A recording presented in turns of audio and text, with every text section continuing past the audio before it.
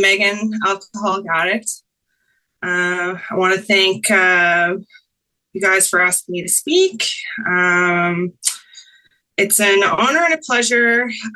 Helps me get out of myself. I'm having a bit of a off day, and the first thing I want to do is, be reclusive and not do service. But I know the things that I don't want to do, or the things that I should, and I know that I'll feel better after. I'm going to do a reading of the big book,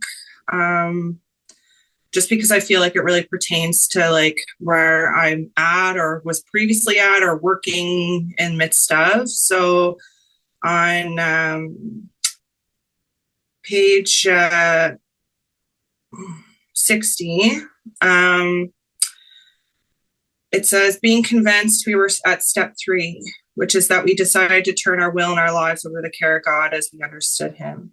Just what do we mean by that? And just what do we do? The first requirement is that we be convinced that any life run on self-will can hardly be a success. On that basis, we are almost always in collision with something or somebody, even though our motives are good. Most people try to live by self-propulsion. Each person is like an actor who wants to run the whole show, is forever trying to arrange the lights, the ballet, the scenery, and the rest of the players in his own way. If his arrangements would only stay put, if only people would do as he wished, the show would be great. Everybody, including himself, would be pleased. Life would be wonderful in trying to make these arrangements. Our actor may sometimes be quite virtuous. He may be kind, considerate, patient, generous, even modest and self-sacrificing. On the other hand, he may be mean, egotistical, selfish, dishonest. But as with most humans, he is more likely to have varied traits. What usually happens? The show doesn't come off very well, and he begins to think life doesn't treat him right. He decides to exert himself more. He becomes on the next occasion still more demanding or gracious, as the case may be. Still, the play does not suit him. Admitting he may be somewhat at fault, he is sure that other people are more to blame. He becomes angry, indignant, with self-pity. What is his basic trouble? Is he not really a self-seeker, even when trying to be kind?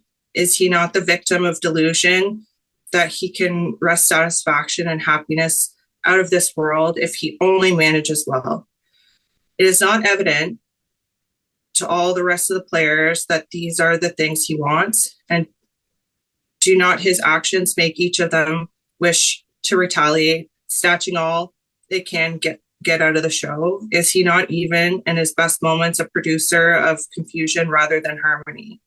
Our actor is self-centered, egocentric, as people like to call it nowadays. He is like the retired businessman who lolls in Florida of the sad state of nation, the minister who cites over the sins, and the 20th century politicians and reformers who are sure all would be utopia. If the rest of the world would only behave, and the outlaw safecracker who thinks society has wronged him, the alcoholic who has lost all and is locked up, whatever protestations, are most of us concerned with ourselves, our resentments, or our self-pity? And then I skip down. It says, so our troubles are, we think, basically of our own making. They arise out of ourselves, and the alcoholic is an extreme example of self-will run riot. Though he usually doesn't think so, above everything else, we alcoholics must be rid of selfishness. We must, or it kills us. God makes this possible and often seems no way entirely getting rid of without his aid. Many of us had moral and philosophical convictions galore, but we could not live up to them, even though we would have liked to. Neither could we reduce self-centeredness much by wishing or trying on our own power. We had to have God's help. This is the how and why of it. First of all, we had to quit playing God. It didn't work. Next, we decided hereafter in this drama life, God was going to be our director. He's the principal. We are his agents. He is the father, and we are his children. Most good ideas are simple, and this concept was the keystone of a new triumphant arc through which we pass to freedom. So I chose this reading just because I feel like it's most relevant in my life. After getting to a year of sobriety, almost in May was my 1 year. I'm like, okay, like what's next? I found I was in an awkward transition. I was wrapping up in LifeLabs, and prior to this extensive work, I was constantly running into the same problems over and over again. Once I allowed God to like work in my life, I only allowed him to like work on the drug and alcohol problem, and everything else I was just kind of, running on self-will, but I wanted him to only work on that part of my life. And then once the drug and alcohol problem were like removed and the obsession was lifted, I was left with myself, and, I was the problem, and I truly thought I had it all figured out. And that's when I didn't. I went into like a big depression and, some suicidal ideations, and sober. And I became spiritually sick. And during that time, I was working on my resentment list, or my resentment inventory, through LifeLabs. And I was, sorry. And then I found like myself like powerless. And then as I was going through like my inventory, I was able to kind of see that like where I was playing God. I was constantly like feeling bitter and resentful, and anything that anybody said to me, I just took it so personally. And I was also having a hard time because I feel like I was trying to find my home in recovery, as like, as I got to my year, like the things I think that helped me were no longer serving a purpose. And I needed to like find a balance, and like where I was like pouring into too much of something and then not filling up my cup. So I was running on an empty cup with a hole in it. And it was just like my life was chaos. And then I finally saw like that where I was playing God, and I had to look places that I didn't want to look. And one of my mentors like always told me, like dig deep, right? And look where it hurts. And that's what I did, because, it's like I said to myself, sometimes I have to go back and go to step one and admit the powerlessness, and also like go to any lengths to be willing to get like that freedom. And where do I get that freedom? Through the 12 steps. And one of the biggest resentments, I think, was like my mom. And that's a place I didn't want to look, just because I feel like I've caused so much harm there. And I felt, I don't know, I think like that was the biggest resentment. And I really didn't want to look there.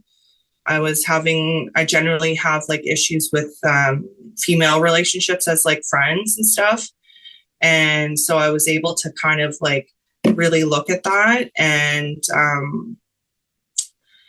then, sorry, I wrote down things to keep track. And I realized like the problem was me, because, what's the common denominator? This keeps happening in different people, with different people, but the same thing over and over and over again.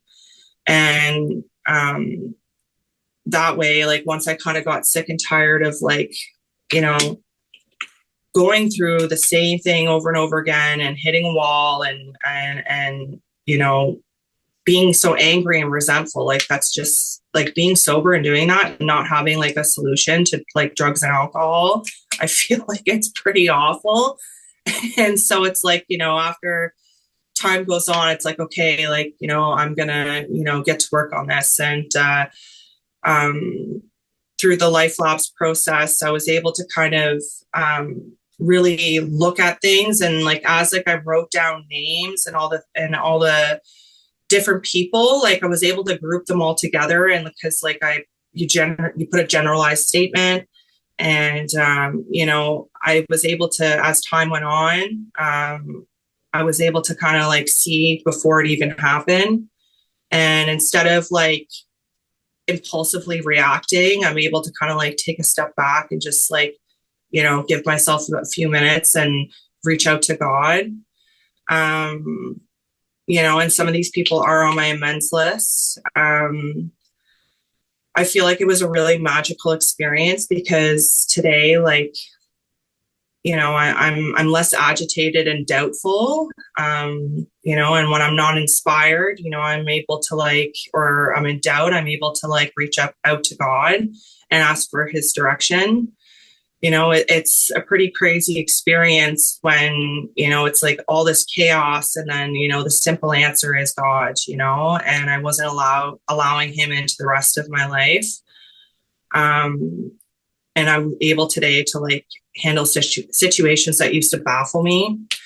I no longer engage in unhealthy behaviors. I'm not perfect, but they're definitely less. And when it does come to the surface, I'm able to see them and own it. My God consciousness is so much more present in my life today. And even when I want to do it my way, I still it's just almost this automatic thing that I reach out to God before I say or do anything. And it's given me so much freedom from myself. I find today I live so much more of a life of more peace and harmony than I ever knew. And I'm able, and I always refer to St. Francis prayer just because I feel like it helps me so much. And it's whenever I'm in conflict, I always try to love rather than to be loved, forgive rather than to be forgiven, and understand rather than be understood. And I always try to pray to be that channel of God's peace and love. I feel like after my year, like I said before, it was just, I don't know, you get through the steps and you're like, what's next? And I think LifeLabs was just one of the most amazing things, because I feel like if I didn't do that work, I think I was bound for a relapse, because that's the kind of work that keeps you sober. And I've done so many different inventories before, and I always used to say the third step prayer, but it just seemed to everything just kept happening over and over and over again, and I wasn't seeking any peace and serenity. And I'm more at peace, and even though today I'm a little bit off, I'm able to recognize that and kind of be kind and gentle to myself, and also just do the things that I need to do to preserve what I have. So sometimes I have to be more small, and so that I can make room for others, and then other times I have to be more big so that I can take up space for myself. And otherwise, because if I don't do that, if I don't take care of myself, then I'm no good to anybody.